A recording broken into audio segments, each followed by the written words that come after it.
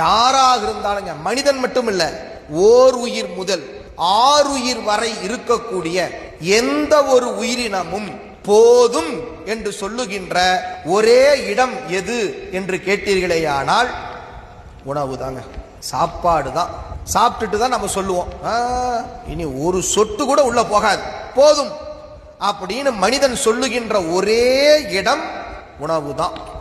ஆனா நம்ம நினைக்கிறோம் அந்த ஒரு வேளை சோறு கூட கிடைக்காதோ, என்ன இவ்வளவு பெருசா சொல்றீங்க அப்படின்னு.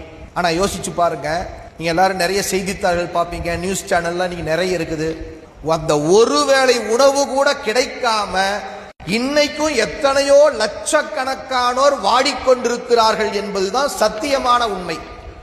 அதனாலதான் வள்ளல் சுவாமிகள் சொன்னாருங்க, வாடிய பயிரை கண்டபோதெல்லாம் வாடினேன். எவ்வளவு உயர்ந்த உள்ளம் பாருங்க. நாம ரோட்ல போயிட்டு இருக்கிறோம், எத்தனையோ செடி கொடி காஞ்சிருக்குது, அதை பார்த்து என்னைக்காவது வருத்தப்பட்டிருக்கிறோமா? ஆனா வள்ளல் சுவாமிகள் அப்படி போனாராமா, வாடிய பயிரை கண்டபோதெல்லாம் வாடினேன். அதுல ரொம்ப நுட்பம் இருக்குதுங்க. இப்ப நம்ம இந்த தெரு வழியா போறோம்னு வச்சுங்களேன், அந்த இடத்துல ஒரு செடி இருந்துச்சு.